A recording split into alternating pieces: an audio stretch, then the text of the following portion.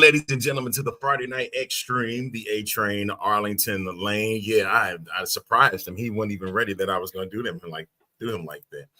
I know. I did that on purpose. What's up, buddy? We have not done a Friday night in I don't know how long. And so, look, this is the X-Fan Show. Forever. It's been a long time. This is the XFS. This is about you guys, the fan. A lot of stuff have happened in the UFL world and sports in general. So, for all of you people joining us on a Friday night, thank you. Why are you here? Love you. No. What's up? Where do we start at, bro? You know what? Some news did drop. It did today. It did drop today. We got a couple of stories, I guess. We got more than a couple of stories because they released all 8 schedules. Well, hold on. Let's rewind the tape. Scratch that record. Wiggle. What? They released who they're playing. That's it. Right. Not an actual schedule. Right. What's up, Anthony? There? Hey, what's going on, Anthony? How you doing, man? Yeah. All right, Arlington, let's break it down. Let's go to it. Shall we? I don't like my camera, man. Well, of course, I don't ever like it either. I don't know why you haven't gotten a new camera yet, but I still love you. No, I like that camera. Okay, whatever, bro. You're producing, not me. I mean, I don't like that when Fisheye. There you go. Fisheye, baby.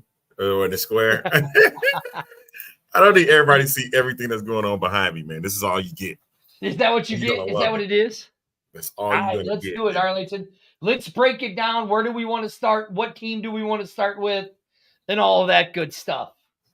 All right. Let's do it this way, man. Okay. UFL.com, they announced their home and team away opponents.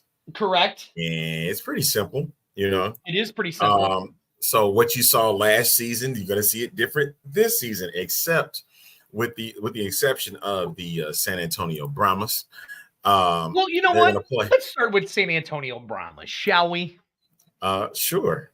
We can do that. I don't have a problem with it. Do you have a problem with it? You know me, my second favorite team in the UFL is the San Antonio Brahmas, next to the St. Louis Battlehawks. And you know what? Sure. This is courtesy of the UFL.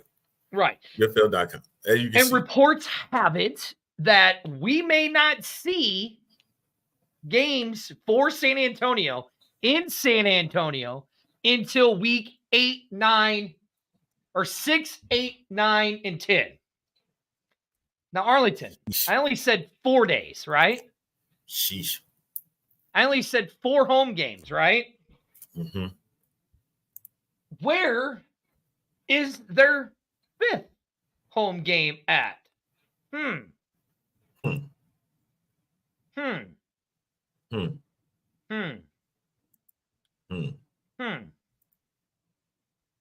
Oh, that's right. It's here in St. Louis.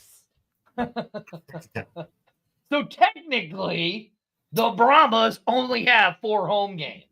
Now, Arlington, we know why the Brahmas only have the 4 home games, and that is due to the NCAA being in San Antonio at the Alamo Dome as the season kicks off. We know the season is kicking off, as we've said before on this show, March 28th.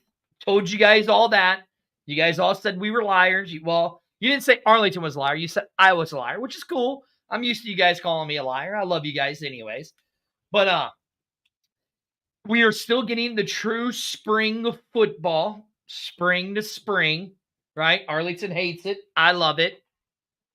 But anyways, Arlington, do you see this a problem, and do you see this as a bad look with having the Brahmas not being able to work out these schedules to where they can do the 5 home games in San Antonio, where they have to do 1 here in St. Louis, so St. Louis gets the actual 6 home games, right? Do you see this as a problem for this league? Considering the fact that the Alamo Dome was already in play for the March Madness, the national championship, I'm going to say no, because I mean it's going to be a problem for San Antonio fans, that's for sure, because they lose a home game, they don't get the same amount of home games as everyone else, and that's where the problem lies. And San Antonio to St. Louis ain't it's not a quick and easy drive. I mean, yes, yes, Chris, we are safe. We didn't really get any of the rain from the hurricane. And much love to all of our people down there in the Florida area that had dealt with Hurricane Milton and Helene, the people down there in Georgia and North Carolina. Fuel, our hearts from the Fuel family go out to you guys on that. Arlington, you're right. I mean, from St. Louis to San Antonio, you're talking a 15-hour drive, right? Now, the question is we do know that the Brahma fans did travel very well last year. They did travel. But are they going to travel to St. Louis? I would say it would depend on when that game is. It's definitely going to depend on when the games are. They do have the opponents, but then when the schedule drops, that's going to be the key thing. Are they going to be afternoon games or they're going to be night games? Well, and is it going to be a Friday game? Or are we going to get a Friday game or what? I mean, Arlington, you know how much of a hassle it is in St. Louis on a Friday night to get in and out of downtown. Right. I mean, it's kind of a pain in the ass to get down there. You know what I mean? Mm-hmm. And you're talking about tailgating at potentially 4 o'clock, 5 o'clock. People are trying to get off of work right at that time period. And so those Friday night games are going to be crucial, because even right now, as we speak, college football is being showcased on a Friday night on Fox. And they did say that they were going to leave the window open for the UFL when the spring gets around. So, and I find it funny that 3 hours are going to be given to Fox, right? And that means that moves their newscast to later in the evening. But for WWE's sake, in St. Louis, we got to get stuck with a 7 o'clock newscast. That is true. And then you watch NXT on Tuesday nights from 8 to 10, which means we'll get into that later. We'll get into that later because this is the Friday Night Extreme show. So you never know what we will talk about on this show tonight. I mean, look, Arlington, I look at it this way. You're going to have your St. Louis fans that are going to come and tailgate, even if it is on a Friday, right? They'll take off the work. I mean, look, if you're going to do it, if the XFL or if the UFL is smart, that first game that they kick off on May 28th, in my opinion, should be screw the championship game, right? Screw the championship game with the Brahma or with the Brahmas in Birmingham. We don't want to see that, right? That first game should be St. Louis versus the Brahmas. Why? The two best fan bases in the league. Hands down. St. Louis might, now DC is going to have something to say about it. DC is the third best fan base. But think about it. If you want to get people to watch this game, right, on a Friday night, tell me two other teams that are going to do it better. They're going to draw ratings. Tell me. I'll wait. You said what other two cities will draw better than two teams that would draw well on a Friday night? I'll wait. You tell me. Yeah. Birmingham's not going to draw. Nope. Yeah, you'll win, but you surely won't draw.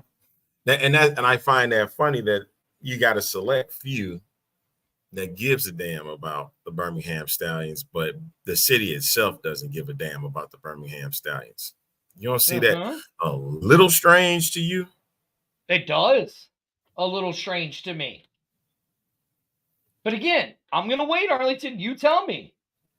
What two teams that are going to draw better for a Friday night, right, than the Battlehawks and the Brahmas for that very first game on Friday night, if that's the game you're going to do. Now, I don't know if they're going to televise it, but I'll just give you a little Spurgeonostris. I'm going to say that the first game broadcasted is going to be the Battlehawks versus the Brahmas Friday night at 7 o'clock. I have no thing or nothing, but if I'm looking at the writing on the wall, you're right, Chris, a simulcast. If I'm looking with the writing on the wall, and if I'm the UFL and I want to get eyes on my product, I'm putting it, my two biggest and best fan bases on Friday night. That's what I'm doing. And that's St. Louis and the Brahmas. Interesting. Very interesting. You know what? I can't call it because nobody really want to see, like you said, nobody want to see the Brahmas and Birmingham go at it. I mean, look, the only other team you could make an argument for would be DC and St. Louis. Yeah. Okay. I mean, really, there's only one team that deserves to be on a Friday night, that first Friday night, and that's the St. Louis Battlehawks. Hands down.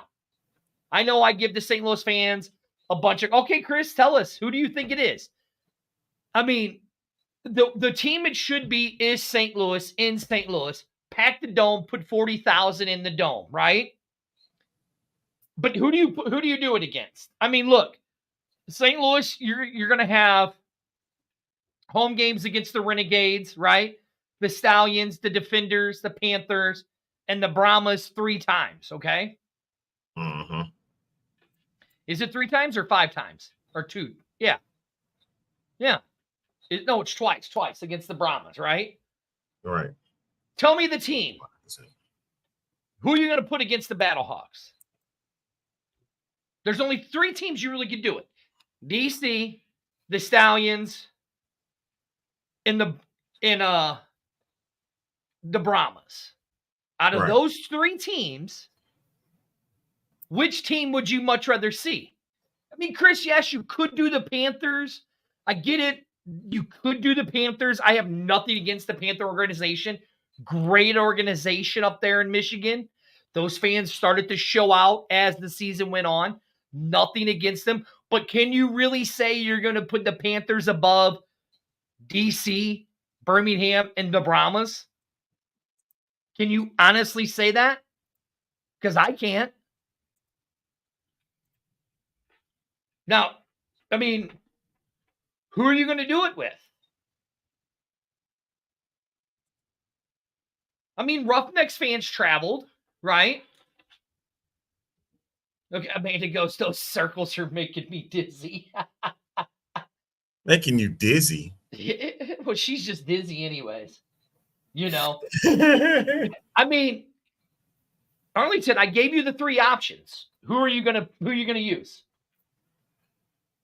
I'm sticking with the original choices with San Antonio and St. Louis. I don't see anything different other than or them in DC. But see, here's the thing: we don't know the rosters yet. We just know where the teams are going to play. Look, you're right. That's true. We don't. All we know is what the teams are going to be, right? Mm-hmm. But again, the only teams you can make an argument for are those 3 teams, in my opinion. You know what I'm saying? No, I mean, am I wrong? I mean, look, I love the idea of the Panthers. I love the idea of that. But does that garner the ratings. Okay, Ted Turner says Battlehawks versus the Stallions. Okay, you can make an argument for that. The defending champs against the largest fan base. The 3-time defending champs against the largest fan base. No. Yes, they are. Only The a 3-time one-time defending champion. They've won the USFL 3 times. They've won the UFL once. That's twice for the USFL. They won 3 times. Well, and then once for the UFL. They're the 3-time defending Michigan. spring. Okay. Michigan. Yep. The 3-time defending spring football champions. Is that better? Whatever. Whatever. They're a one-time UFL champ. Okay, but 3-time spring football champions. I can see the argument for the Stallions. They are the 3-time defending spring football champions. And the St. Louis Battlehawks are the 3 times defending participation trophy champions for attendance.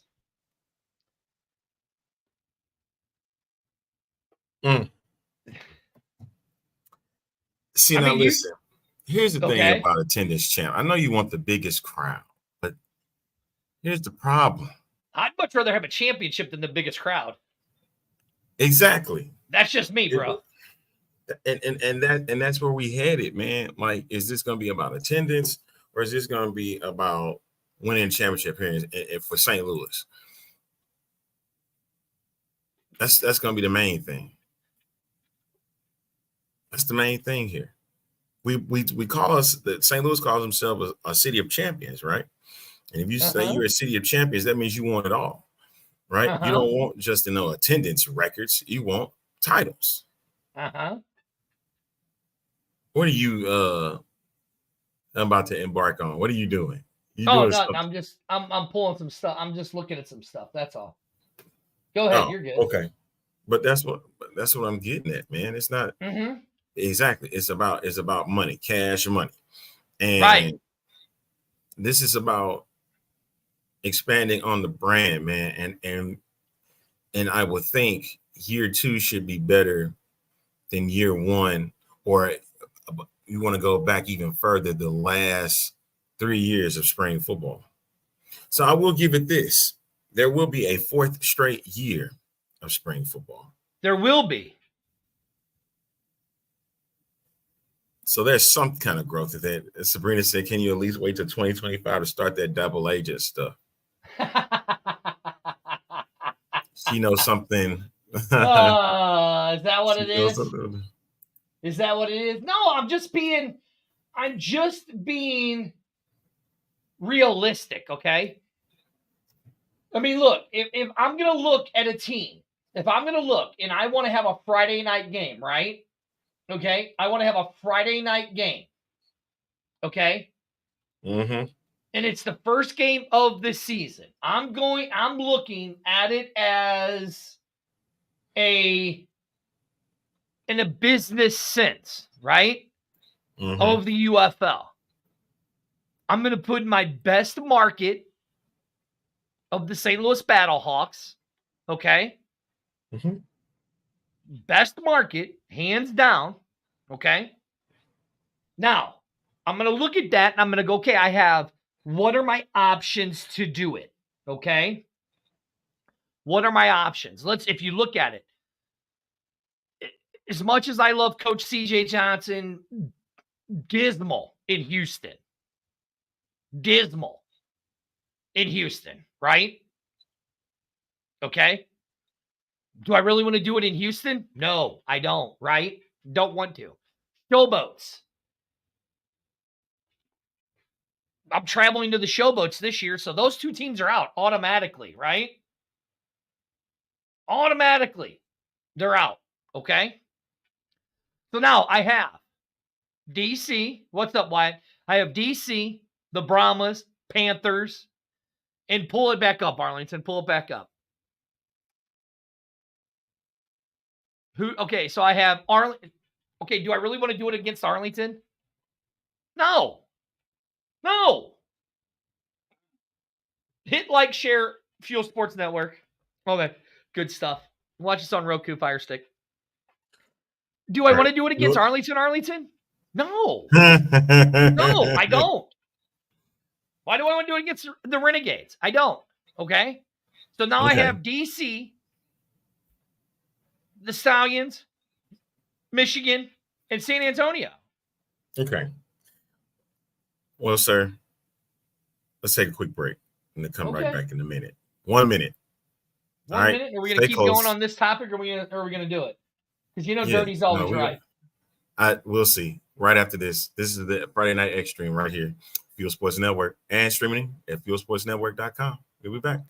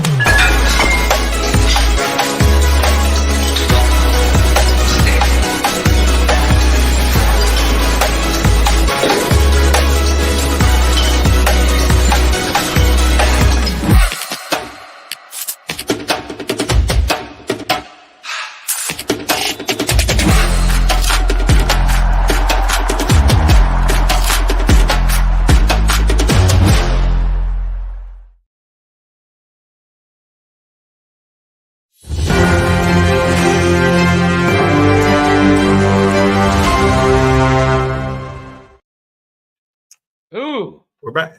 We're back. I like this one right here. Hey, go to our pages on Facebook, all that, Fuel Sports Network, YouTube, Instagram, all that. Like, follow, share our show. Download our app on Roku, Fire Stick TV. And also you can catch us on fuelsportsnetwork.com. So Rick goes, I agree with Spurge. Do St. Louis first Friday night game. If the attendance is low, other teams will be less good way to gauge the interest. Yes. I mean, it makes sense. I mean, listen, I know I've sat here and I've talked trash all this time on everything in the St. Louis Battlehawks and all that stuff. But listen, I'm not going to deny that that we are the best fan base and we have the best attendance in all of the XFL or UFL. Not going to deny that and argue that point. Not at all, right? It's just you're coming back for League Two, and if you look, Mike Mitchell wrote a really good article on over there at SI where he talked about that this is going to be the gauge. This year is going to be the gauge to see if this league survives. Okay? So if you people want this league to survive, and if you're outside of St. Louis, okay, then you need to be going to these games. I mean, look, let's really think about it, St. Louis fans. We can at least travel to 2 away games this year, right? Memphis, which is a 4-hour trip. Arlington, which is roughly 8-9 hour trip. Okay? And I'm going to talk to Rick and get Rick on this because I have a feeling Fuel Sports Network is going to be doing a huge, huge tailgating thing and a big convoy down there to take over Liberty Field Stadium. Just have a feeling we're going to. Now, we want this, and this goes for all these other cities, especially the Texas teams, because you guys could travel within Arlington. You lived in Houston for how long? I lived there for about 2-3 years. Okay.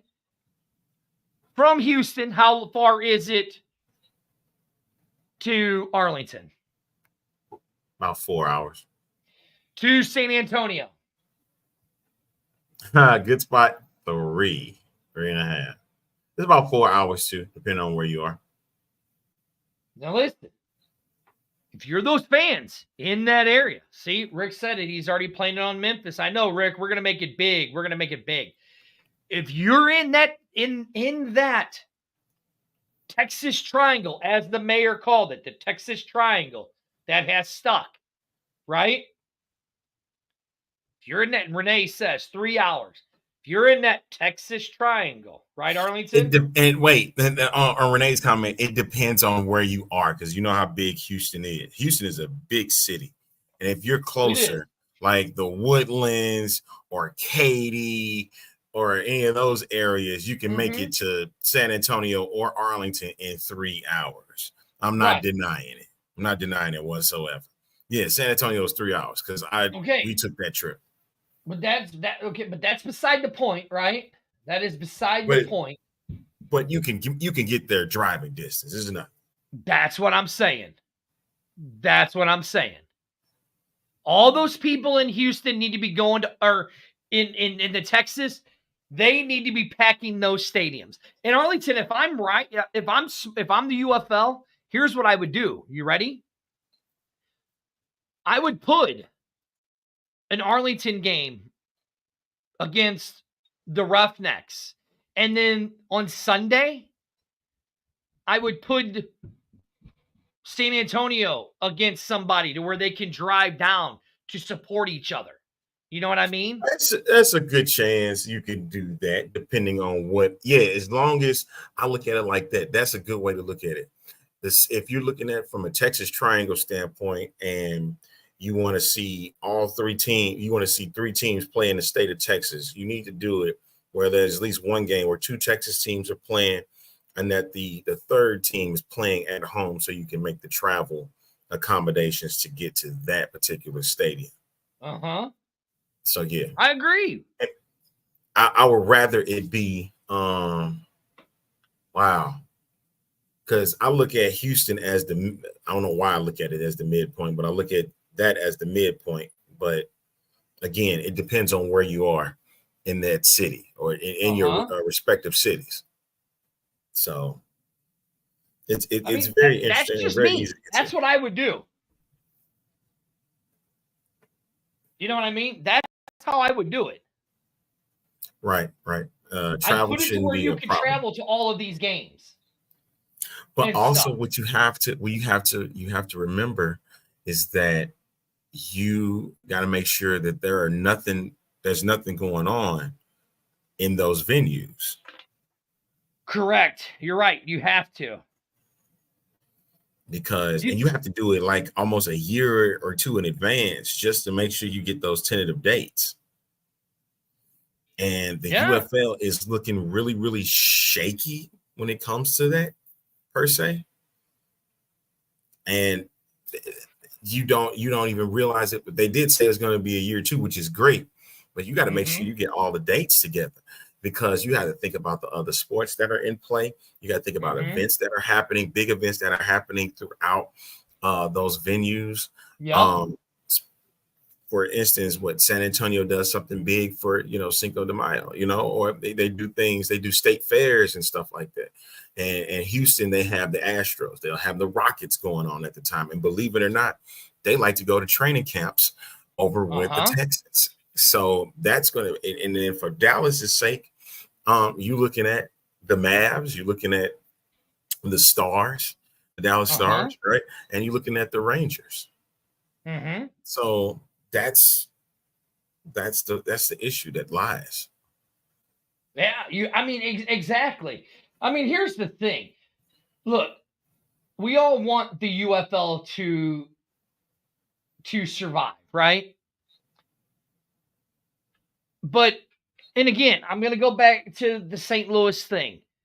Unfortunately, we are never going to get another championship game again with the dismal turnout that we had in St. Louis. You know what I mean? Okay. Am I wrong or am I right? The turnout did not take away from the tickets that were bought from that game. I can care less about tickets being sold, bro. They do. They do. They care about it. I get it. Look, I get it. I understand where you're coming from the optics. Optics said differently than what the tickets that were sold. And that's the thing. If St. Louis would have won, I don't even think they would have got 40,000 in there, regardless. You don't think so? Even if it was St. Absolutely, Louis? absolutely freaking not. Really? Well, I mean, they did have 27,000 tickets sold. But here's my thing with that. Okay. You got blue season going on. You got City, who they even though they didn't do so hot this year, this past season, and of course the Cardinals. Well, of course, we know that they didn't do so hot again. But that's the thing; those are the priorities. You have to figure out ways to make the Battlehawks a priority. That is true. Remember, like You how do. the Rams were. You have to how folks made the Rams a priority, despite the fact in the 20 seasons that they didn't have a lot of success. You had of course, the time in between 99 and 2004, but that's about it. But that was the thing, making it a priority. That's true. Yeah, I mean, okay. That's even said in San Antonio, because even when they got the Brahmas back the year before, it wasn't a priority. There are many fans, granted, that wanted to go to those games. And we had that first game against St. Louis where they got the 20,000 plus, right? But never could reach that back because of events and stuff, and it wasn't a priority for them. That's true. Yeah, I mean, look, okay, you do have a point. I mean, it's going to be interesting to see what the UFL does this year. And look, go read Mike Mitchell's article on SI.com. It was actually a really good article, right? And kind of freaked a lot of people out. That's saying that if this league doesn't work, it's done. It shouldn't freak you out. It shouldn't freak you out at all. If you're a fan. If you're a fan, that is just being realist. And that's one thing I will applaud Mike Mitchell with being. I know a lot of people give him a lot of crap, but I'm like, he's a realist when it comes to what this spring football thing is supposed to do. But here's the thing: you have a talent pool of players that all want the same opportunities. Anscape, who was for years, they were the undefeated. It was a black version of ESPN, and they did an article about having HBCU talent being featured in leagues such as the UFL and the CFL and the AFL, and that they should be getting looked at just as much as these players that are getting into the NFL draft themselves from these D1 FBS schools. And my thing is, if that's the case, let's let the UFL be a league. Like I said, again, I want it to be a league of its own. Never wanted it to be associated with the NFL. You have NFL people can run it, cool, but you don't get NFL's backing or help to make this thing shake. You had the great rule plan, and we go back to 2020 so much because of what was provided during that few weeks' time. That was the game that we were liking. We were getting associated with it. Then COVID hit. So, that's what they're supposedly trying to get back to. One thing that should have been marketed in place was that fan advisory network. Oh, I mean, listen, I 100% agree with you. Listen, you have some people within the UFL who do a really, really good job. And then you have some who don't do such a good job, right? And this goes across the board for everybody. I mean, let's really look at this. I mean, the 2023 season seemed rushed with the merger and all of that stuff, right? And I know that they talked about, oh, we have this big announcement coming out a few months ago, right? Okay.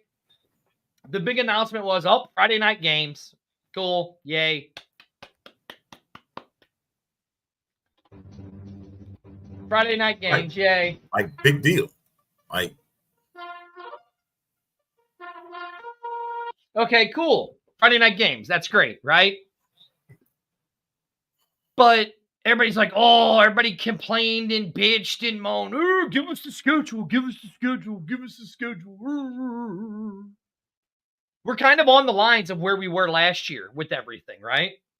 I don't foresee the schedule coming out until probably closer to December again, like it did last time. Well, yeah. And then, you know what I mean? kind of getting an opportunity to see what the teams are going to look like for next season. Yeah. I mean, look, does it suck? Yeah. Look, I haven't gotten my season tickets. You want to know why? Because I don't know how many times I ran into somebody at the game and said, shit, dude, I got my season tickets the day of. I'm at the 50-yard line. Paid $5. I'm like, what? Yeah. Paid $5 for my seats. I'm like, you kidding me? Nope. I'm like, okay, cool. That's sweet. You know what I mean, Arlington? I mean, you had other cities that were giving away buy one, get ones. Didn't do that here in St. Louis. Will had mentioned they're doing discounted tickets till November 1st to season ticket holders for that extra home game against the Birmingham against the Brahmas. Okay? But in this day and age, I mean, Arlington, our seats to the right of us or to the left of us was somebody different every week. It was never the same people. Every week it was somebody different. Because is it going back to what I'm saying that it's not a priority? Could be. It's not a priority. Like it's just football. Say, hey, yay, we're happy to have football, but the investment on the team. Now, for that to be the case, it has to start at the top. It does. It has to start at the top. You can sit here all day, say you believe in the product, but do you truly believe in the product? You keep putting out these stories, and I ain't got nothing against Danny Garcia. I really don't. You keep putting out these things about Danny Garcia and what she means to this league. Okay. Can we see that in action with the UFL? And I feel like we're not getting that. We only get morsels. I know a lot of things have to be done behind the scenes to make this thing move. I get that. But my issue is it's like the more that we get with this, what's going on with this league, the less that people are going to want to be a part of it. Well, Arlington, I'm glad you say that because there is another league that is starting this year right after that. And he was actually making some headways within the Alternative Football Network. And we'll be right back. Could this new league put a dent into the UFL fan base? We'll be right back after this.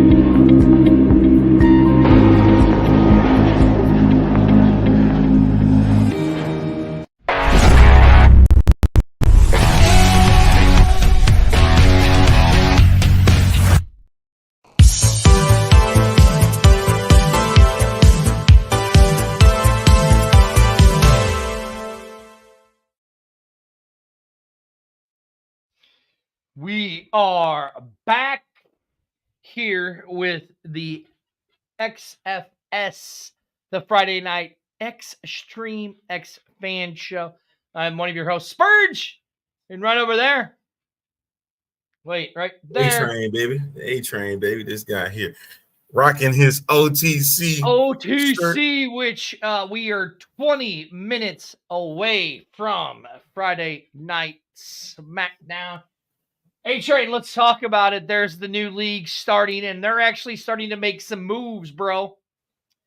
In the world of alternative football, one of the great guys, Arlington, a great football player from back in the day, Arlington. One of my favorite players. You know, it's funny. I have a lot of favorite players that used to be San Diego Chargers. You know it? So before we get into that, just let you know that there's going to be a movement going, and they're going to be more than just one that's going to be a part of this. All right. And a lot is behind the scenes that's going on right now about this particular league and what they are about to embark on and who they're going to work with. But as we look at it now, this is one of the companies that they're going to be working with. And you said it's one of your favorite football players. I was not a big fan of this gentleman. Really? You weren't a big fan of this guy? Arlington, pull it up. The great Sean Merriman has started his own TV streaming company and all of that. And the IFA has partnered up with him. There's the new league, the International Football Alliance. They have partnered up with the Sean Merriman and all of that stuff, which is great because look at that right there. Light Sprout Sports, Sean Merriman's company, is going to be streaming the IFA games. Arlington, I know we've talked about this, but you're not a fan because of the day when they're playing in July or in June, right? June. In the cities that, where they're playing at, you have the Dallas Pioneeros, you have the you have the San Antonio, how do you say that name? Caballeros, yeah. Right? Okay, I'm gonna stop you there. And the reason why I'm saying that, because those are warm, very warm climate cities. Now, there has been conversation that they would play more into the evening, but also look at it. If you remember, Arlington, we had the great Hal Mummy on. Correct. The coach of the city at the time. It was just IFA San Antonio. Now it is the how do you say it again? Caballeros. He had said that the majority of their games are all going to be at night. So I guess when you look at it from that standpoint, that could be a beneficial thing. But also I'm looking at it from you're looking at June, July, August. Those are the warmest months of the year. Yes. On climate, yes, Chris, it can work. The problem that I have with it is I'm worried about the player's safety in that type of weather. But now you remember, if you go back and you watch the interview that we did with Hal Mummy, they're going to be using a lot of innovation and technology to keep track of players' hydrations, stuff like that. You know what I'm saying? So, and let's not forget, Arlington, this is one thing that we've wanted the UFL to have, right? The IFA is having team owners. They have team owners in place where, you just saw that the IFA or the UFL just put in a new UFL players union. Okay, the reason why we didn't talk about it is because that's just what they want.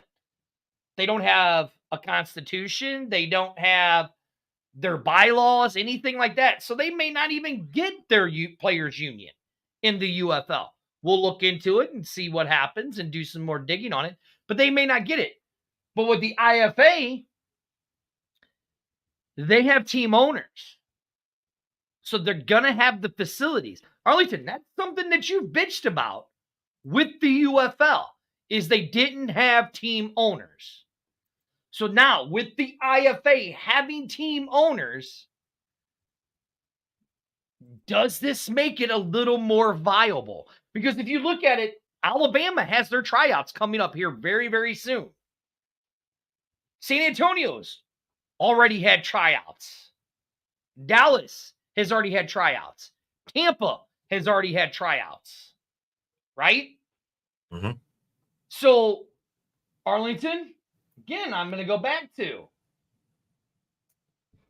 does this having the team owners kind of help this team these more? It does, but it's also going to be the owners themselves. Who are they going to be? Are they more into sports, or they're just something looking to acquire something to say that they have? And when you look at sports ownership these days, a lot of times it's more just having than it is about being helpful for the fan. Case in point, St. Louis Cardinals.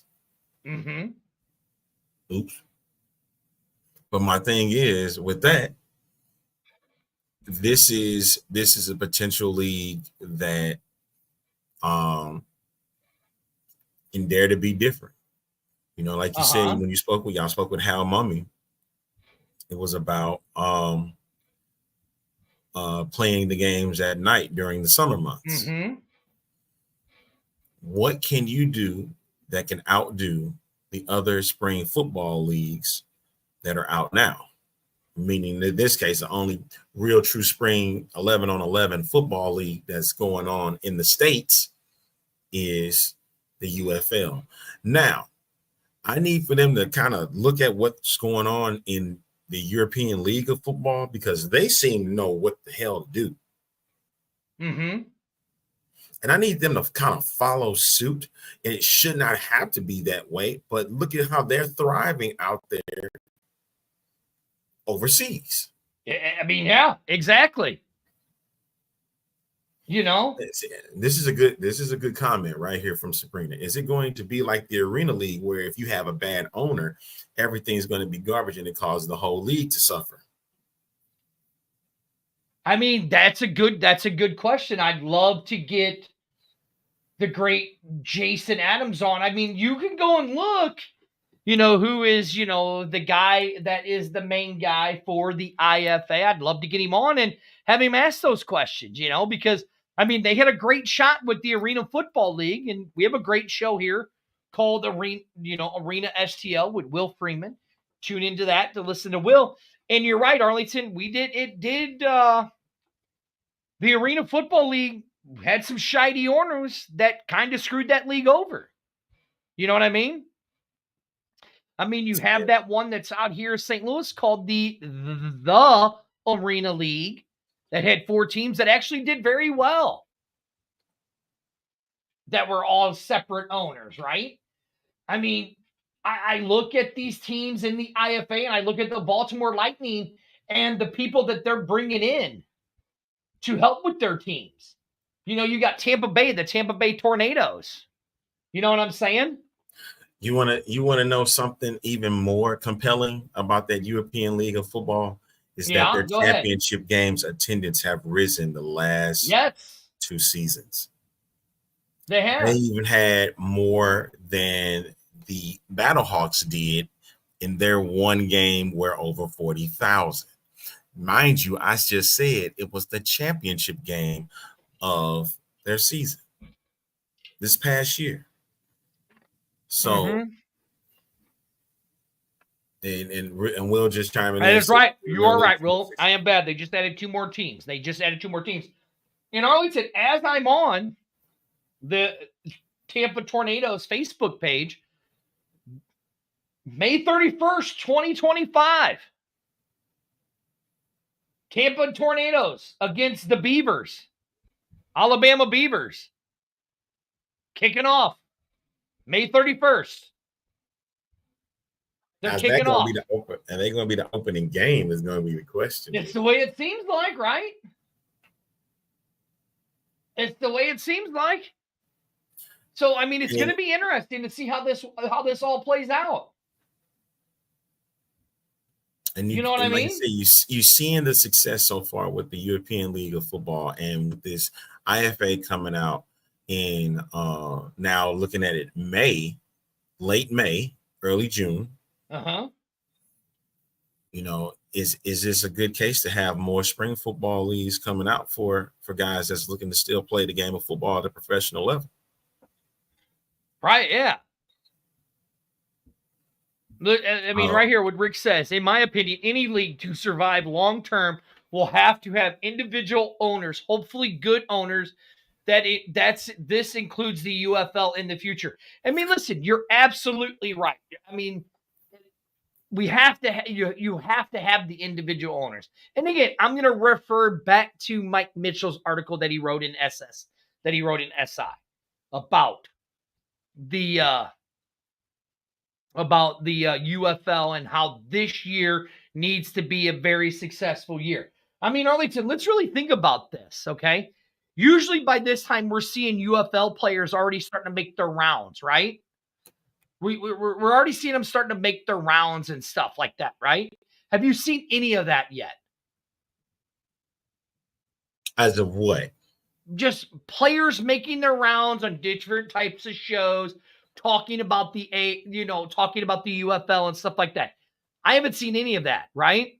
I mean, I know you did the interview with Coach, with the new coach, Kurt Winston, or what is it? Ken Wisenhunt. Ken Wisenhunt. With the Memphis Showboats.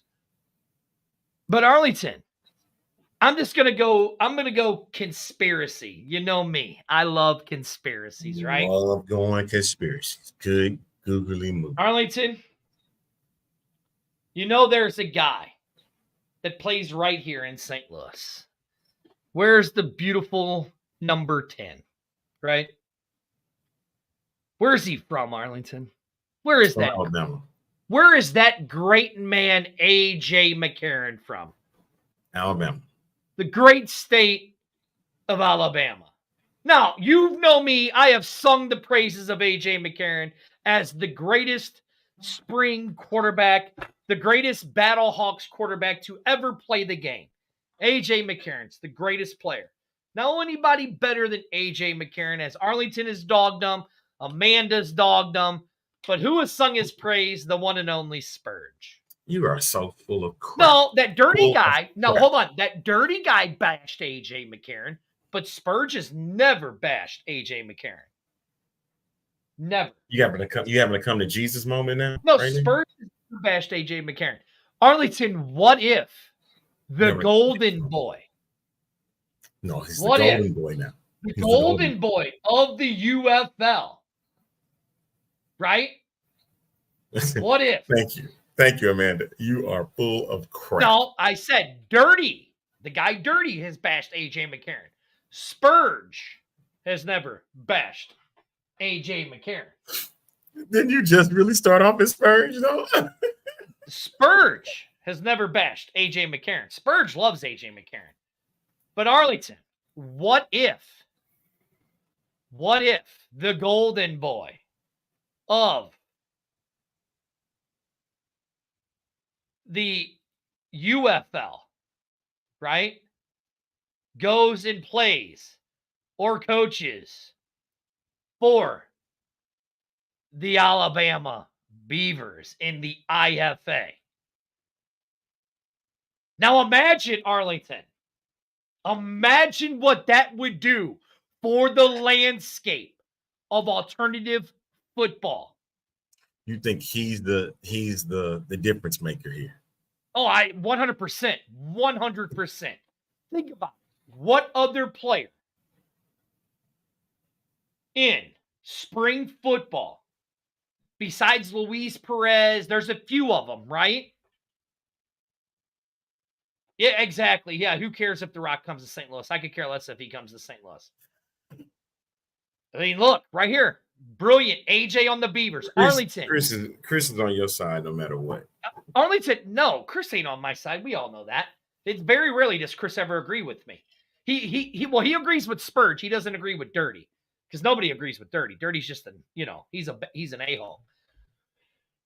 But Arlington, imagine that the IFA takes AJ McCarron, the face of the UFL, away from the UFL and puts him in the IFA.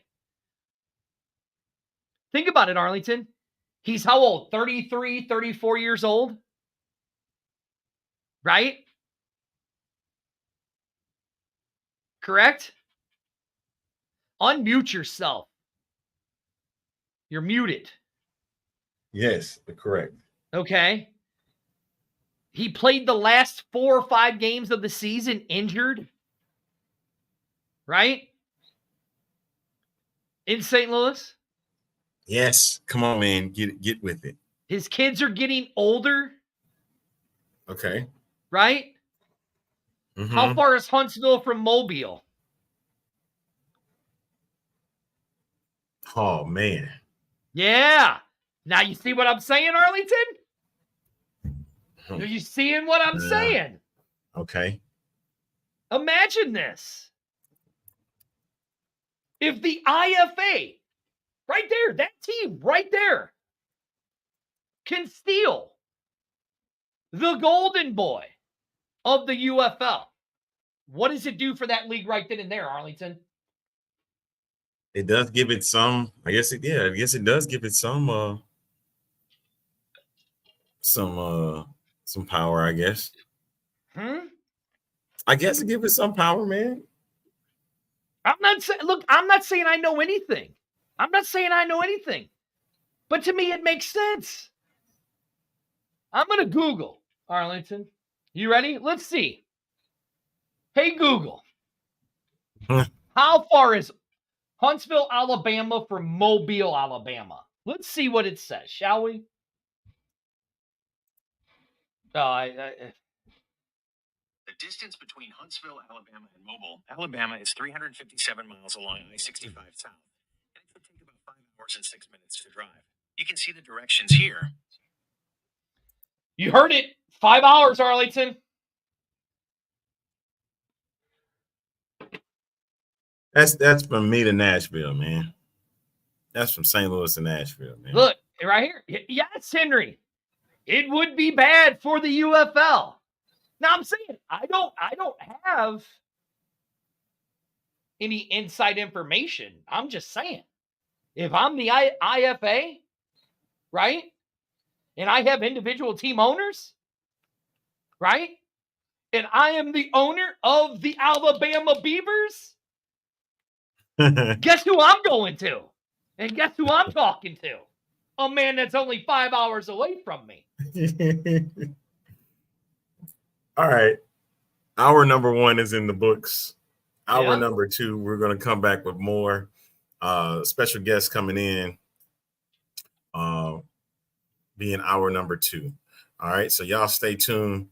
We'll be back with the Friday Night Extreme right here on Fuel. Get that comment off. FuelSportsNetwork.com. Y'all stay close. We'll be right back.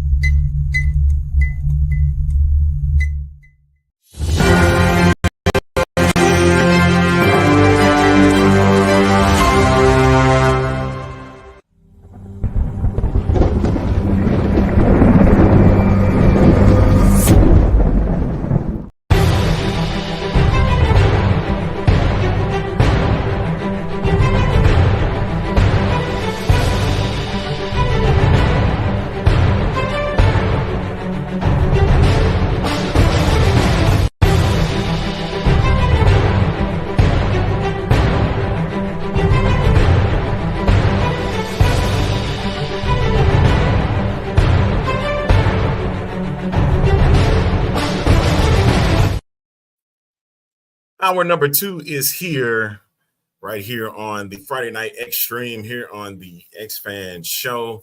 Hope that you guys are loving this Friday night edition. Of course, the A-Train, Arlington Lane here, the gentleman over to my left, or your right, however you want to look at it, is the one and only Spurge. That's right. Well, hold on, Arlington. Before we bring in our special guest, make sure you tune in directly after us for the newest edition of For the Love of the Show. We're doing a replay. We interviewed Karen. I can't remember her last name, so I apologize. She traveled to all 30 stadiums for the Cardinals. Traveled all 30 stadiums to watch the Cardinals play in all 30 stadiums. So make sure you tune in after this show to watch For the Love of the Show. Yeah, that's it. I'm good, bro. I'm good. That's all good? All right. That's good. Make sure that you go and download the app. Yeah, right. Exactly. What is this? You know the pay for the players is in that league. Henry, I don't know about that one, Henry. I know they have to pay to try out, just like they did here for the UFL. So I know that. You know? So the final boss is here, Arlington. I am the final boss. You're the final boss? Yes, I am the final boss. If you smell what Spurge is cooking. Yes, it's here. Those that are I got SmackDown in the background. I did too, so let's get to it. So yeah. Are we gonna get into that? Huh? This is a whole different hour now. It is a whole another hour, baby. Okay. Hey, big shout out to our guy Jorge, who has got the Casa TikTok program. He is part of the Latino content across creator on TikTok. Good for him. All the hard work he has done. So if you know how to speak Spanish, I don't, but I will go and like and follow his TikTok page. Go do it. Okay, I'm done. Jimmy Uso kicking off SmackDown. I see that. Let's do it, baby. Are we bringing him on, Arlington? Absolutely. Let's bring him on. The host of the Derek King Show. You can catch him in prime time here on Fuel Sports Network. Prime times. People be mad about that. Fuel Sports Network. Behold the King, the King of Kings. We couldn't do diddly poo. I'm dropping the hammer. No, you're not. And that's the bottom line. Here, have a quarter, make a phone call. I have wrestled with an alligator. What? I done tussled with a whale. What? I done handcuffed lightning, throw thunder in jail. Funky butt loving. Did he say funky butt loving? There's no crying. There's no crying in baseball. Let the big dog eat. Woo! Woo! Woo! Woo!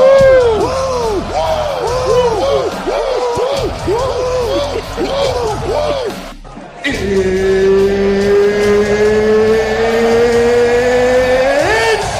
time! This is the Derek King Sports Show.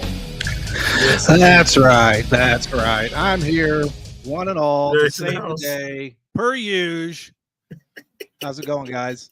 How we doing this evening? Got to make a camera adjustment there. It's going. Derek, we figured we'd bring you on now that we're getting ready to talk some wrestling stuff, because it seems like all three of us clowns are all wrestling fans, and SmackDown just kicked off, right? I don't call him a clown, but Pastor Bailey's a big fan himself too. Well, do you see Pastor Bailey on here? He's not here. Pastor Bailey has prior engagements. You look like a clown. You're on here with me on a Friday night. You should be out on a date, spending your Friday night with me. What does that make you? Hey, that's right. Being a homebody. Idiot. I'm a homebody. I'm a homebody tonight. That's what I want to be. Thank you. Yeah. Thank you. Very much so. Shut up, punk. Shut up. So, laughing at me, man.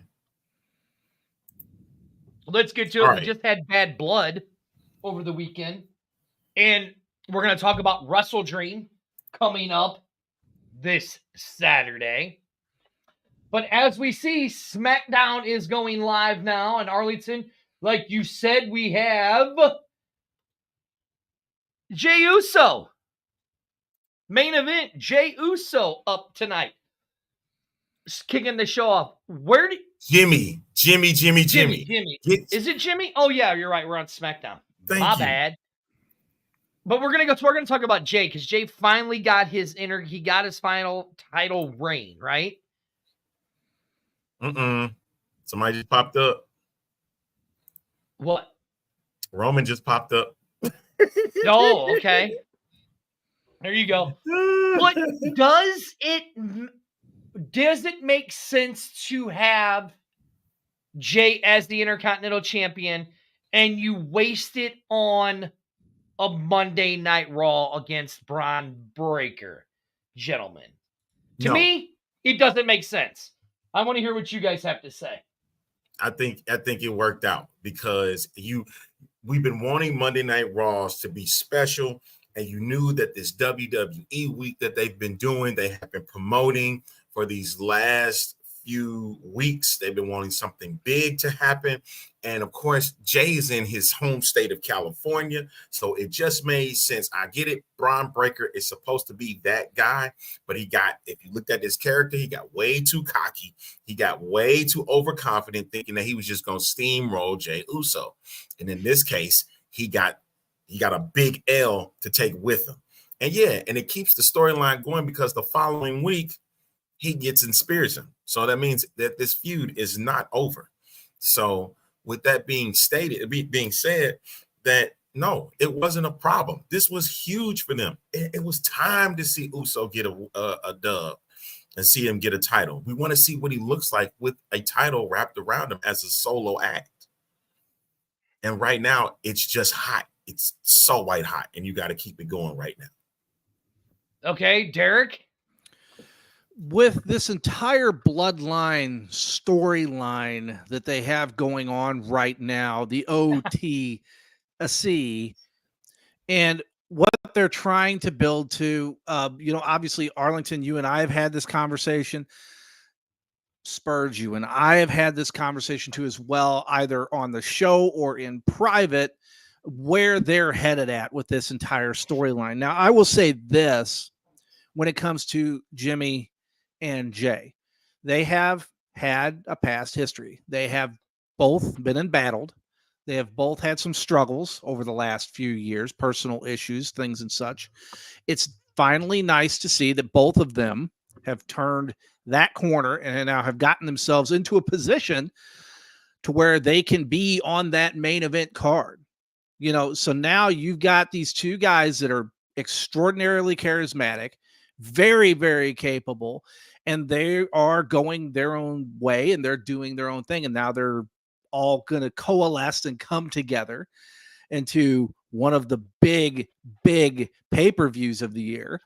And we're going to see this thing pop off. And it's going to be really, really interesting to me to see what other characters, what other storylines they can interweave into this as we go along towards Survivor Series, as we head on past Survivor Series to the Rumble, and as we start to come up to the road of WrestleMania. It will be interesting to see. We know Roman's there. We know Jimmy and Jay's there. We know that Dwayne is there. We know the cast of characters. But what if there was more? I'll just put that out there for a minute. Well, I mean, you do have another brother.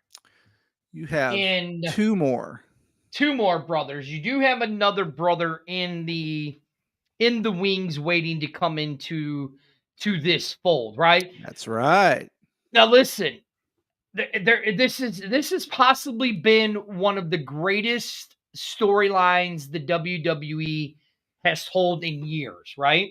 Since McMahon Austin. Yeah. Now, like we sit here and we've all talked about AEW and all that. Let's really look at this though. The closest thing that AEW has done in a storyline has been MJF. If you really look at anything MJF done, it has been long-term storytelling with MJF, right? Right. MJF is the big thing in AEW, right? Like the thing he's doing with Danny Garcia right now, some great work. But here's the main question we have that you guys, I want to ask you guys, right? So we just had Roman and Cody fight Solo and Fatu. They lose to Roman. Roman gets the pin. Then you have the lightning bolts come. And if you paid attention, the eyes were red on the Brahma Bull. He came out with the People's Champion. Now, tell me what you guys think of this. I'm saying at War Games, you're going to have Roman and Jay. Okay. Cody's going to be on that team. Okay. Randy's going to be on that team. Okay. And there's going to be a fifth guy. Rock is going to be with Solo in them. And Cody is going to screw this all up because if you remember, The Rock whispered something in his ear.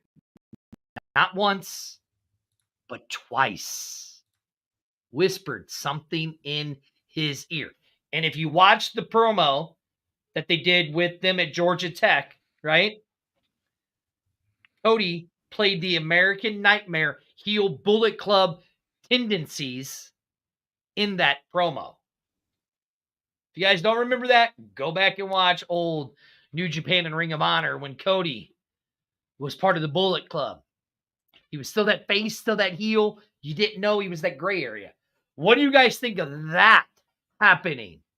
If that does happen. Not saying it's going to, but tell me that would make sense. I'm going to let Derek take that one. I got you, didn't I? I could see how that potentially could make sense. I would have to see some more things play out. Well, of course. Obviously. Obviously, one of the big things that I do is remember back during WrestleMania lead up last year. Or actually, it was this year when they had that whole forum. They were out there and they put up the Bloodline layout. Family tree. And they had the brothers via blood oath, right? And on the right side was Dwayne's lineage, his side of the family. And then on the other side, you had Roman's side of the family. I don't mean to cut you off, Derek, but Roman Reigns said, just acknowledge me. We are the ones, and stuck the ones up. So, okay. All right, go on. Well, again, the way that I see it is I look at it and I go, okay, you have two branches of this family. There's a lot of meat here on this bone. One thing that I was surprised that they acknowledged was, Jimmy's Superfly Snuka, because of what's happened in the past with him. But again, you have Sam Fatu, you have Jacob Fatu, you have Jonathan Fatu, who's Jimmy, you have Joshua, who's Jay in storylines. So again, we're going out of storyline here, but this is their real names. So if I'm looking at it and I go, okay, who else besides Thavana and Jeremiah, the Fatu brothers, are they going to be bringing in? I don't know. I mean, listen, it's a great question because now Jimmy just said we're not the ones. There's one missing, and the crowd is yeeting. Yep. This is what they're building to. All right, Arlington. And he just sat there and said, Roman turned around and said to him, "No yeet." So that means he already has it in his mind about Jay. No. Already there. No. You guys are thinking all wrong here. Ava, Dwayne's daughter. Now you got to remember the bad blood that Jay and Roman still have. Because remember, he left. He left them high and dry. He said, nope. So there's still that blood. So, Derek, that goes to your storyline. How do you bring Jay back into the fold of this? Right? So, I mean, if you really look at this, again, it goes back to this storyline. And remember, Rikishi could still pop in. We've not even addressed that. No. He still could pop in there. But you're talking this storyline that the Bloodline has been going on since 2020. Yep. When Roman came back. Yep. As the tribal chief. Yep. And won his title back. Remember that. That's how long this story's been going. And where's the wise man? Because the wise man ties all this up for everything, right? Right. There's a time and a place for everything. I think with this, I don't think that the wise man right now, I would not be surprised if he don't show up till Survivor Series, or hell, let's go even further. Let's go to Saturday night's main event, because they're going to make a big show for that one as well. True. So I understand, and this, you gotta look at it. Paul Heyman could be doing strings behind the scenes. He have his phone and stuff and whatnot. Oh, look, and I mean, it's like here what Chris said right here. A chief without anything. A chief without a tribe. That was the same thing. Oh, and that was the other thing that you had said. You said something about what Cody did as his heel moment, during that part when Roman was sitting there saying, "You're in my way." And he was like, that's my title. And he said to him, "That's not yours to take." Mm-hmm.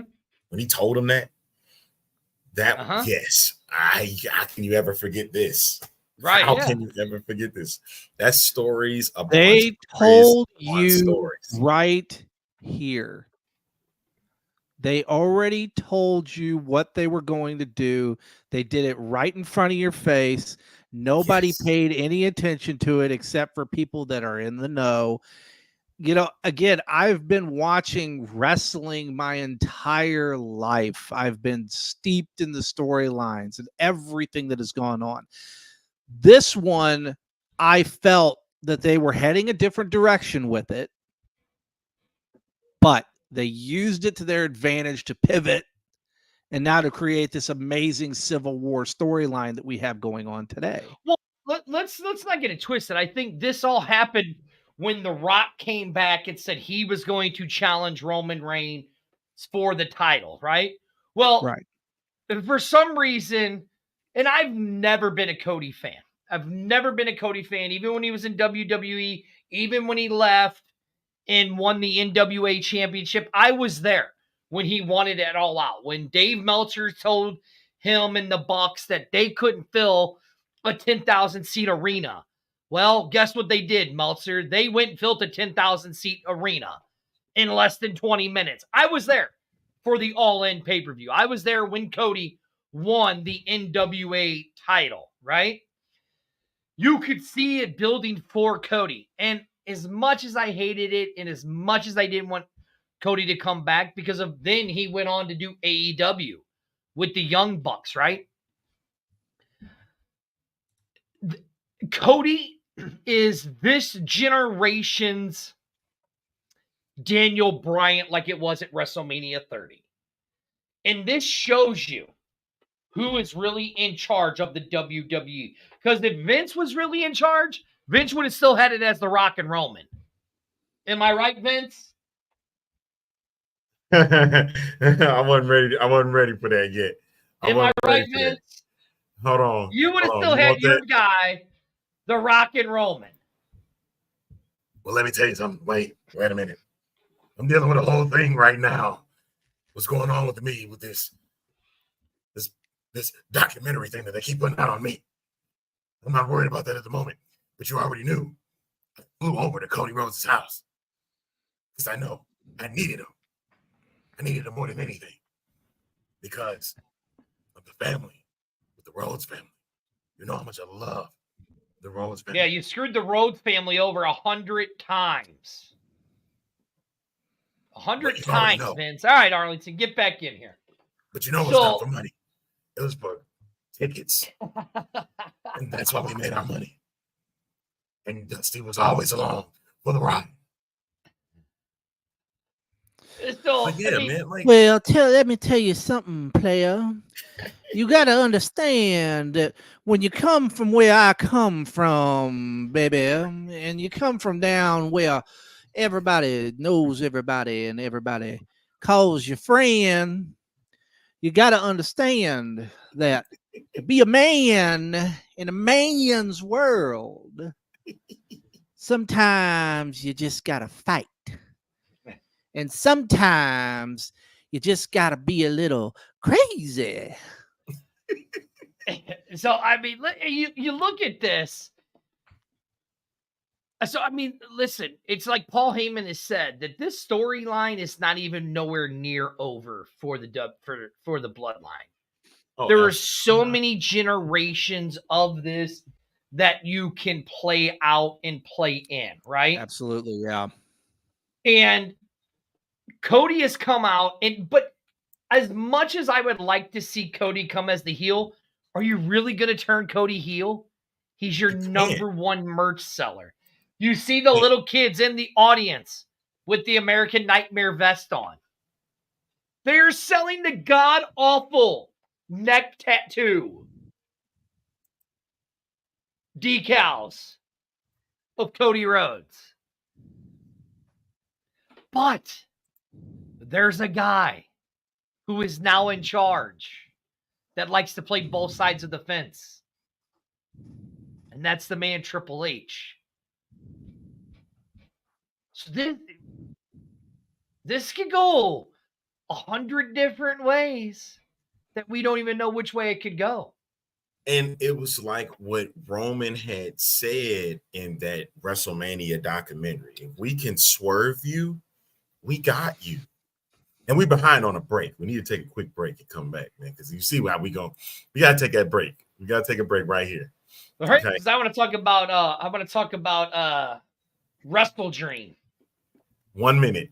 1 minute. We'll be back with more right after this. You tuned in to the Friday Night A-Stream right here on ViewerSportsNetwork.com.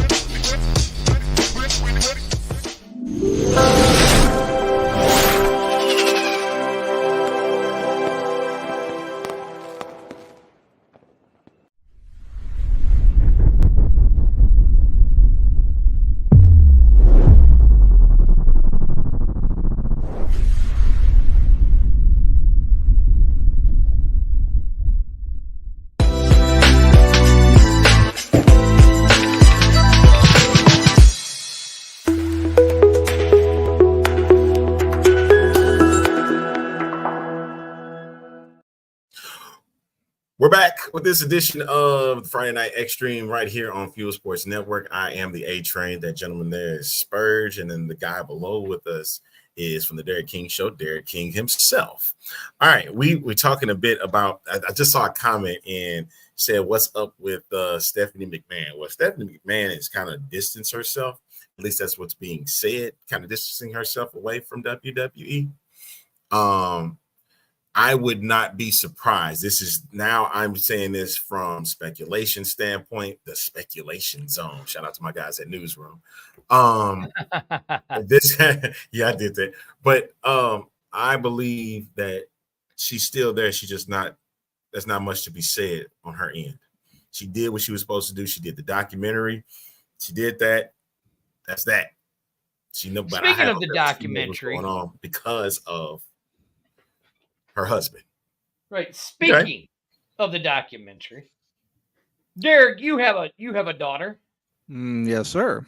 I have a daughter. Mm-hmm. Okay.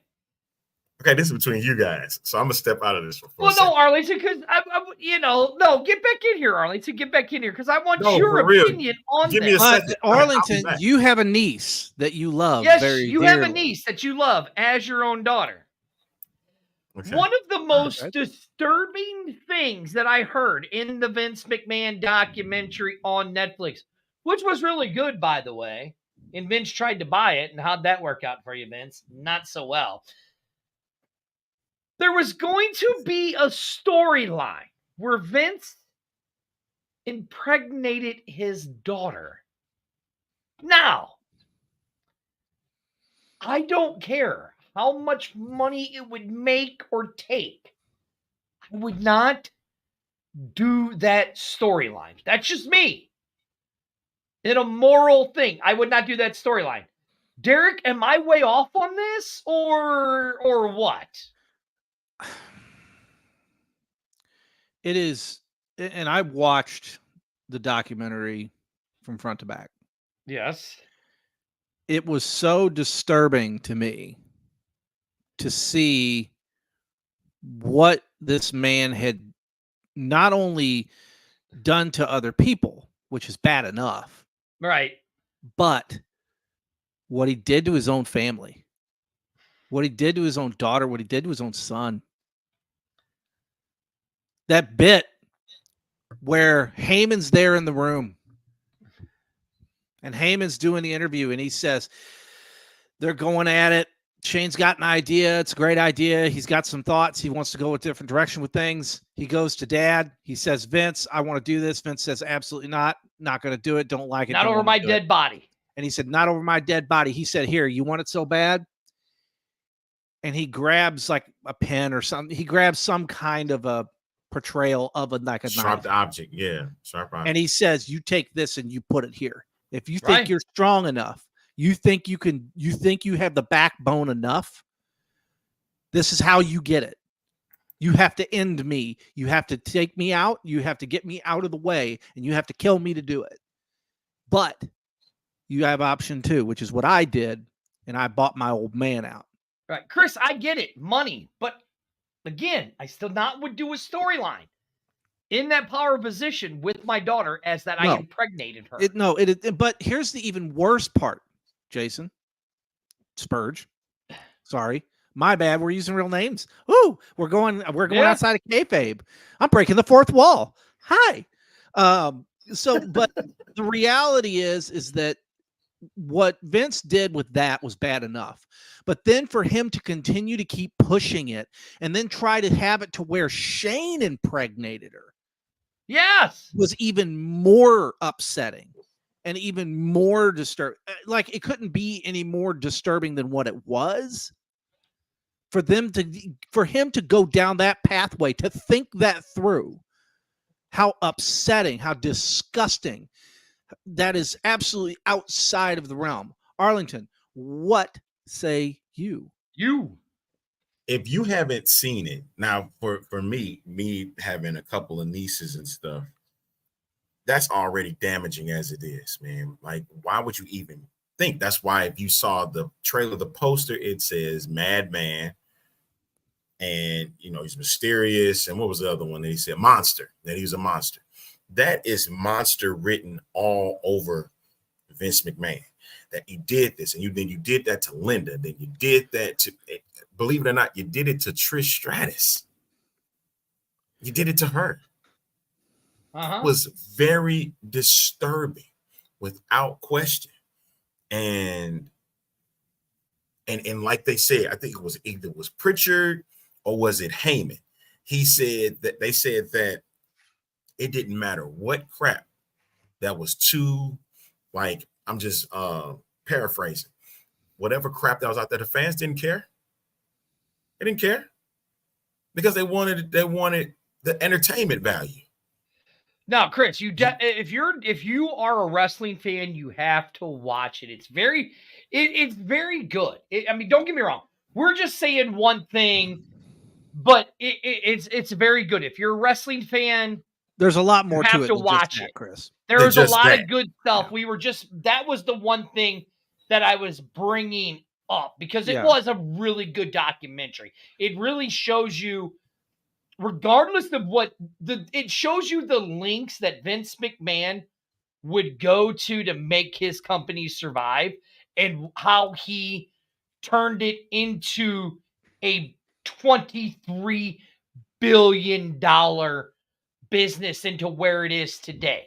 Like, the one thing I thought was very interesting with you guys is when Shane went to him and said, Dad, let's buy the UFC. And now what happens? They are part of the UFC.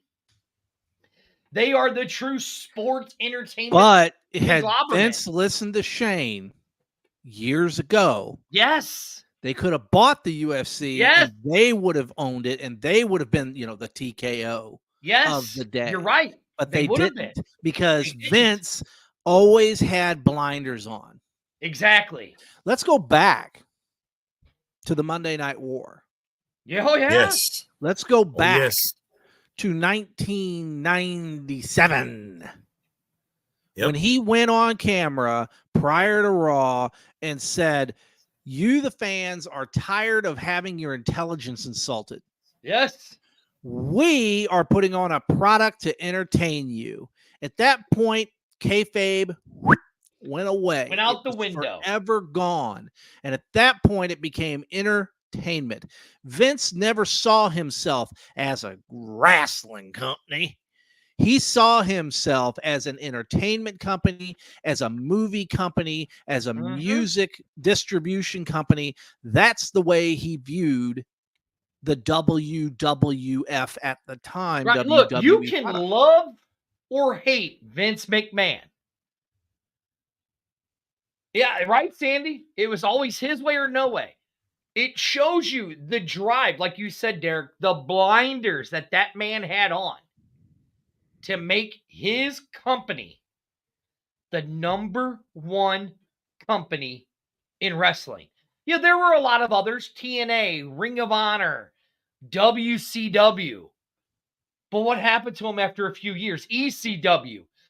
I mean, to hear Paul Heyman say, Vince McMahon, and Paul Heyman say, Vince funded me 4 years to help me to keep my company afloat. Hate him all you want. Vince was a really good guy in a lot of places. To hear Todd Pritchard say, my wife had cancer, and Vince McMahon paid for her to have the best treatment. She was given 6 months to live. Yep. Who picked Scott Hall up time and time and time again? Put him in rehab, even when he was in WCW. Yes. Put him in rehab and paid for everything. You know, when other guys were on the independent circuit. I've heard this story time and time again. They were on the independent circuit. Vince would always take care of them. Look, if you were a part of the WWF/WWE at one point, Vince was always going to take care of you. During that documentary, they talked about the Bret Hart situation. Yes. And what had happened there. And during that conversation, he said when basically Bret had found out what had really happened, Vince came to this, well, I really didn't want to do it. And, some other people went to bat and said, well, Vince really didn't want to do it. Yeah. I think there was some want there. I think that there was some design there by Vincent Kennedy McMahon to say, I'm going to prove a point. Yeah, I'm going to twist the knife a little bit. Love him or hate him. Love him or hate him. You can love him or hate him, but Vince McMahon did what was best for his company and his talent. Correct. Love him or hate him. It didn't matter how you want to look at it. You know what I'm saying? And here's my thing. My thing is that it was always about Vince's ego. Yes, always. It was always about what entertained him, what he thought was funny. Whenever they would come out, remember when they would do this, they would come out on live television on a show, or either on SmackDown or, whatever. And he would come out and say, well, my God, we do this for the fans. We listen to the fans. No, you don't. You never have. The only thing that you did was you'd lick your finger and stick it up in the air and see which way the wind was blowing. Exactly. But was he ever wrong? Was he ever wrong, though, Derek? Well, here's the thing. He was on a lot of occasions, but we seemingly forget that we as the masses that are entertained by the product, we put blinders on, and we don't want to see the bad things. It's like people that are fans of Disney. They want to remember all the great Disney movies from Disney years past. They don't want to remember these last 5 years that the entire entity has been driven into the ground. But with Vince, everybody always wants to remember Austin McMahon. They always remember the corporation, the corporate ministry, and they always want to remember all these great moments in wrestling history. Does anybody ever talk about Katie Vick? No, you don't. One of the worst storylines that they ever did. Does anybody talk about the Trish Stratus barking like a dog thing? No, you don't. Okay, well, is it any? Does anybody talk about Stacy Keibler dancing on the desk?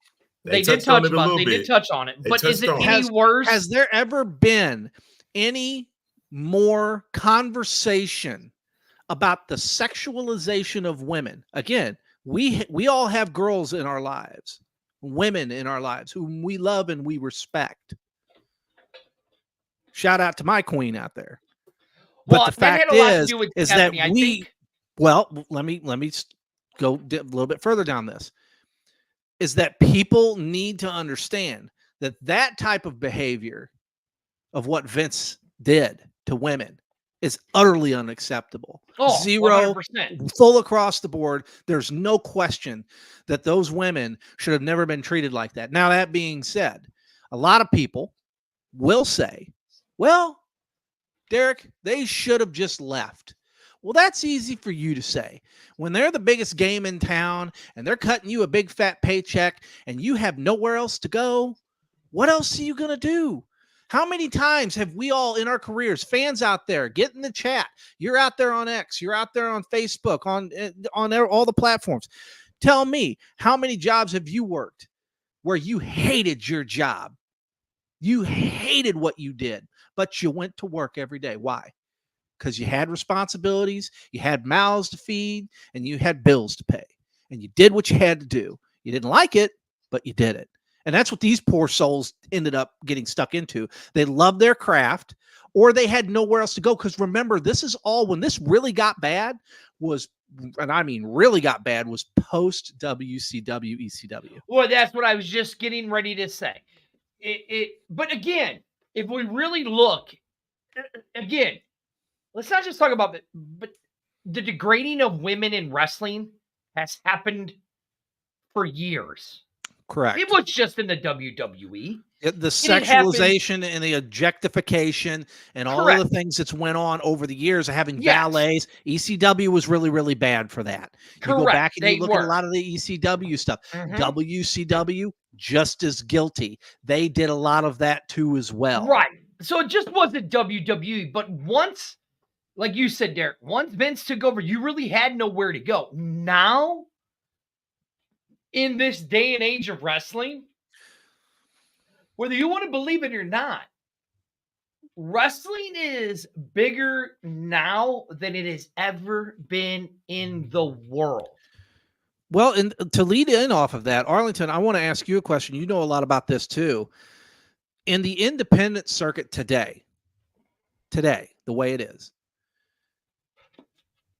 from your experience, how much better off are wrestlers going through the independent circuit and running those smaller circuits to hone their craft, to do what they do, but to still make money? And you can still pop over to Japan when you want to.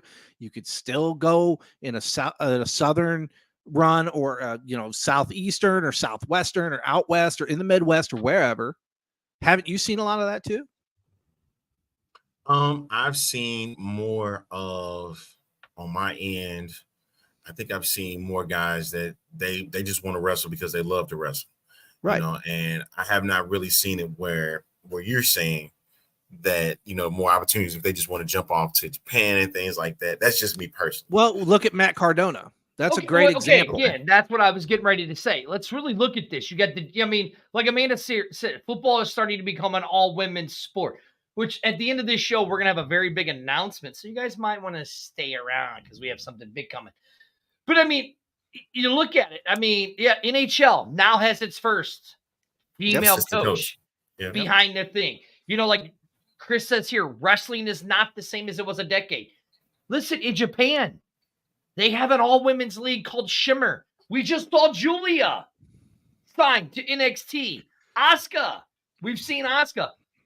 Much love to Thunder Rosa from Busted Open Radio, who runs Mission Pro Wrestling, an all-women's league in San Antonio, Mission Pro Wrestling. You know what I'm saying?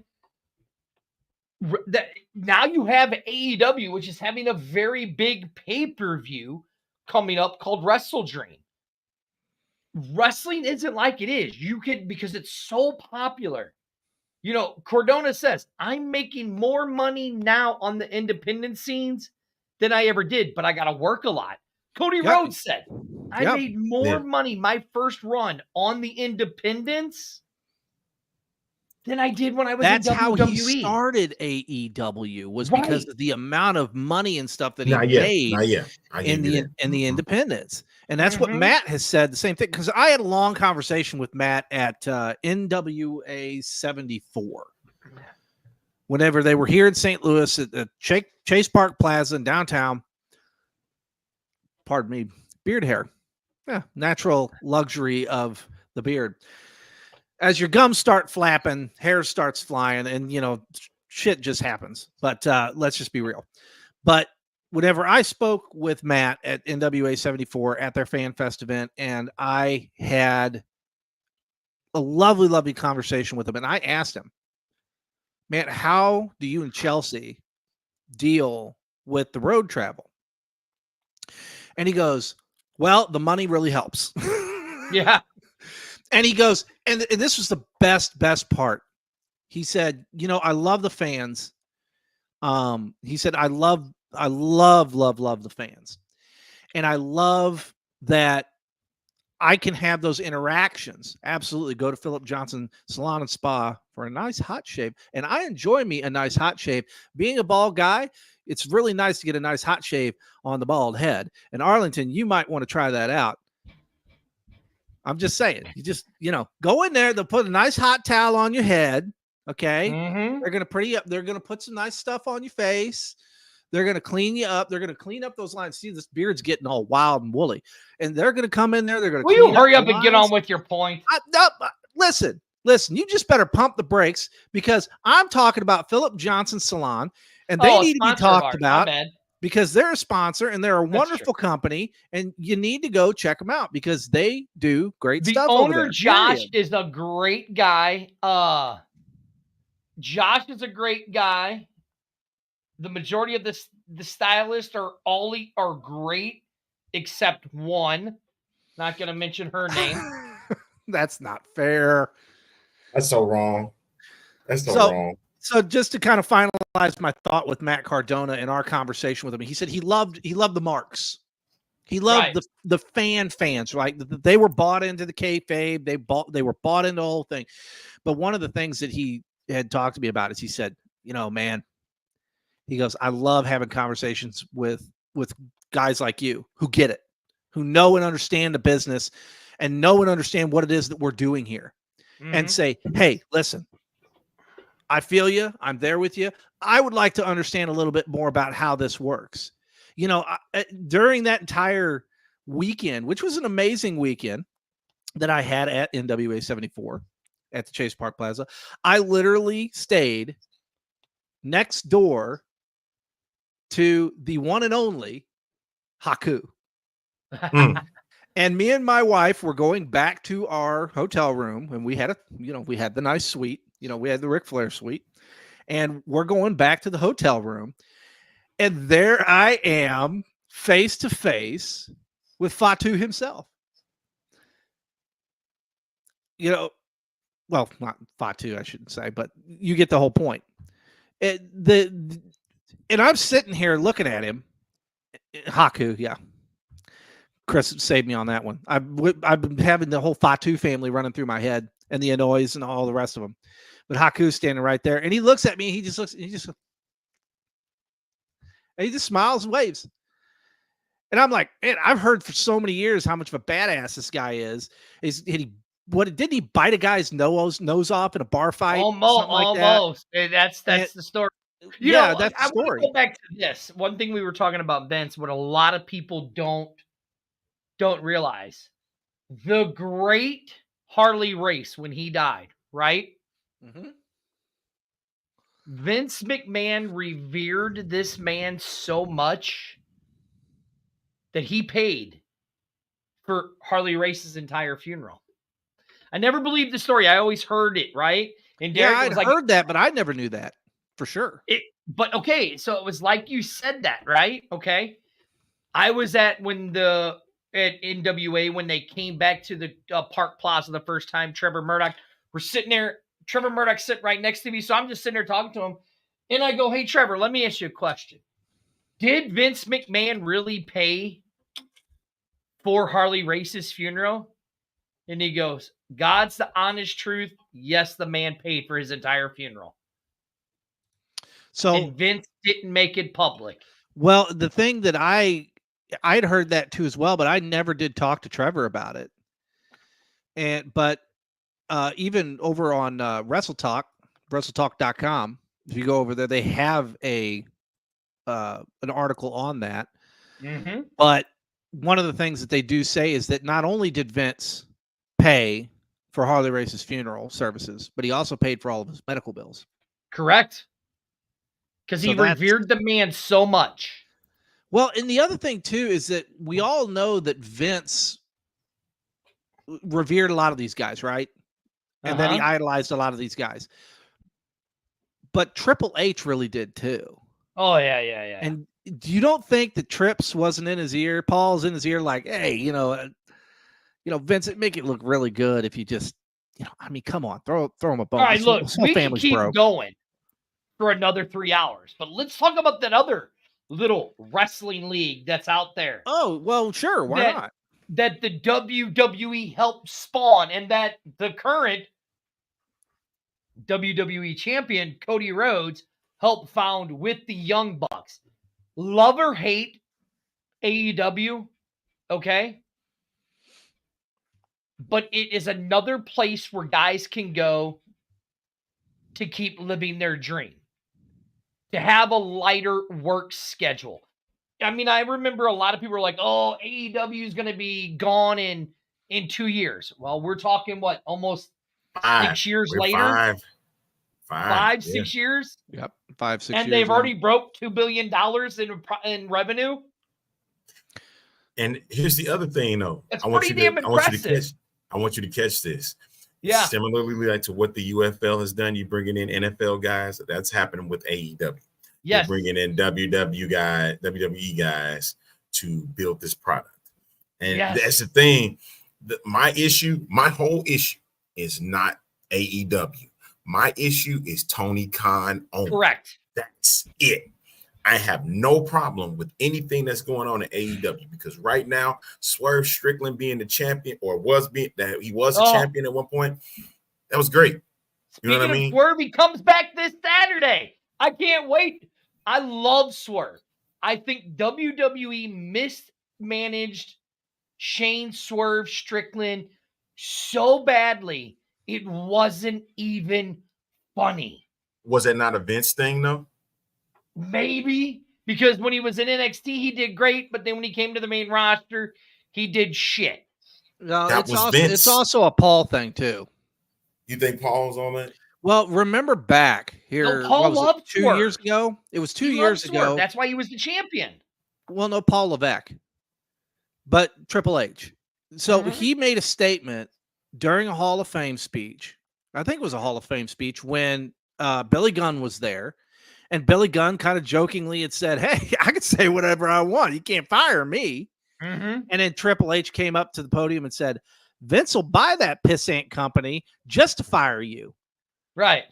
And that goes to show you where Paul's vision is and where he sees AEW. And that's why you're seeing a lot of this TNA transfer and what's been going on with NXT back and forth. And a trading of promissaries. And a trading of talent that's going back and forth between the two brands and the two entities. It makes total sense in the world. But speaking of AEW, the best thing that they can do is get rid of Tony Khan. Period. Get him off the air. I don't care if he owns it. I don't care if he owns it, operates it, everything else. He does not need to be an on-air talent. He does not need to be involved with the product, period, in day-to-day decision-making. We got a really great show today. You're going to really like what we got going on here at the pay-per-view. I'm so hopped up on coffee and Coke, I don't know what else to do. Well, is it because he's wanting to shake his fro? You know, I don't he's know. Got going on his fro, and he wants to, he wants to wiggle it around. Look, everybody, I've got hair. Right. You have so many great people that are in that company that you could run for booking, but you don't. Tony is just basically living out his childhood dream of dream matches. Yeah. Is what he's doing. Now, don't get me wrong. I'm loving it because it's a lot of matches I wanted to see. Like, look, I wanted to see Will Ospreay in the America for a very long time.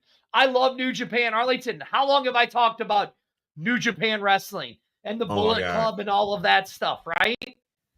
Years. I love the whole AEW wanting to be the Attitude Era with a new twist, right? Listen, I love Ricochet. I've always loved Ricochet. I remember watching Ricochet around the local St. Louis area.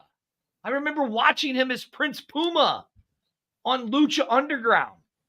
Now we're going to see Ricochet versus Will Ospreay in Takasha in a match.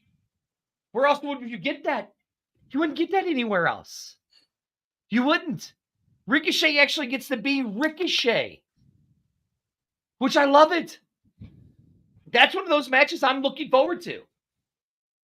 You know what I'm saying? You have Hangman, Adam Page versus Jay White with the Bang Bang Club, baby, against Cowboy shit. The matches, you want to talk about a storyline? The storyline that Swerve Strickland and Adam Hangman Page showed, where he went and burnt down his childhood home and shit. Come on. That's a great story. And then the matches I heard those that guys was the same. I heard that was the same house too. Like that house has been used in other storylines in AEW. Right, okay, it's beside the point. But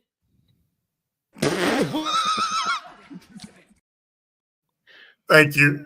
Yeah. When's the last time you saw the WWE burn a house down? Or they've done something that realistic? I think we're going to start seeing it. They did the home invasion angle with 4 years ago. Was it 4 years ago? They did the home invasion with Seth Rollins and Edge. And they also did the Firefly Funhouse match with Bray and who was that? Bray and oh my God, I forgot about Cena. this. Was it Bray and Cena? Yeah, I forgot about Cena. Glow being now out there. It was Glow. Because it was supposed to end Cena. Yeah, it was supposed to be the end of his career. That's right. And remember, they did the whole flashback thing, and he wanted to be NWO, and he wanted to do the heel turn. Supposed to be his quote unquote retirement match. 5 minutes left. We've been going for 5 hours. Yeah, we gotta go. We gotta get to the end of this thing. All right, so I'm gonna go with some Wrestle Dream matches. I'm only gonna want the ones that are actually worth the crap to watch. You have Bryan Danielson versus Jon Moxley for the championship. If Moxley loses, mind you, we're in Tacoma, Washington. If Danielson loses, he retires. How do you guys see that match going? I think Danielson loses his title at home. Yeah, it's happened before.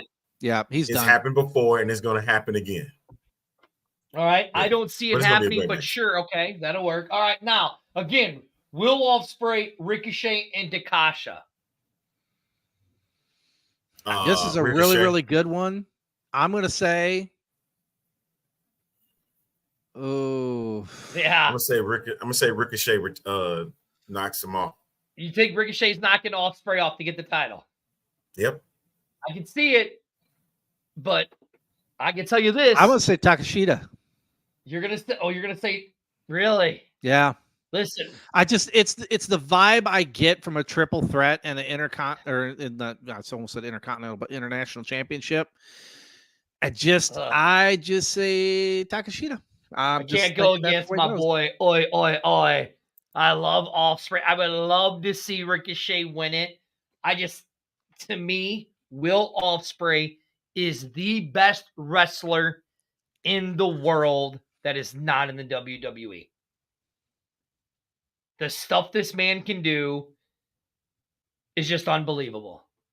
What Ospreay could do is unbelievable. All right, let's see. What else do we have? Do we care about the Young Bucks and Private Party? Sure, why not? Let's just go down the line on them. All right, Mariah May versus Willow Nightingale. Listen, Mariah May just won the title, so we know it's not going to be Willow. Sucks. I love Willow Nightingale, but she's not going to win the title. Yeah, it'll be Marvelous Mariah. Anybody disagreeing? Nope. Okay. The Bucks versus Private Party. The Bucks. Okay. Yeah, the Bucks. How are they going to card themselves? How are they going to book themselves? Exactly. Here? Okay. The man I love, the scapegoat himself, Jack Perry versus Shibata. Oh, I could actually see Shibata winning this. No, here's what's going to happen. Are you ready? I'm going to tell you. Somebody's going to help Jack Perry. No, I don't think so. I think that Shibata is going to kick his ass. I think he is going to rack him. I think he's going to stretch him. I think he's going to beat him from pillar to post. And Jack Perry's just going to barely escape with it. It's going to be by some nefarious means. It'll be like brass knuckles or a lead pipe kind of thing. Hurry up, Derek. 2 minutes. I think that's where it's at. I think Jack Perry walks away. You so stupid. Briscoe versus Jericho. Briscoe. Yeah, because he said some shit about the brother. We're gonna see some hillbilly ninja shit. Darby Allin versus Brody King. And this match to me is stupid. There's no way Brody King should lose to Darby Allin, but I have a feeling he's going to. Darby Allin's going to win. I'm going Brody King. Okay. And then Hangman versus Jay White. Ooh, that one's going to be a good one, but I'd say Hangman. Yeah, I'm saying I was going to say same. I'm going to say Hangman too. All right, you have Hologram go versus Beast Monstro. I could care less about those two matches. I don't care, man. I don't care about them either. But Hologram is 13-0, so you know he's going to win. And then Atlantis Jr. versus Brian Cage at the 0 hour. Again, I could care less. I think it's Atlantis Jr. because I think they want Brian Cage out. I do too. And then Swerve Strickland returns.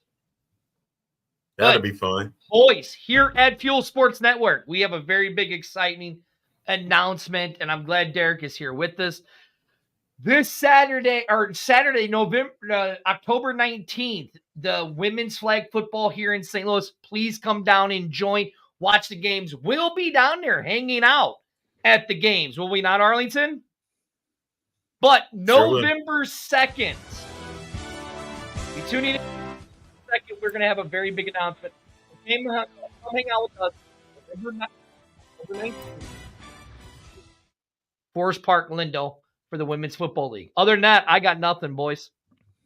We're 2 out. Yeah. Adios. Will somebody play the extra? Yeah, well, we'll play the intro, play the outro. We'll play it, baby.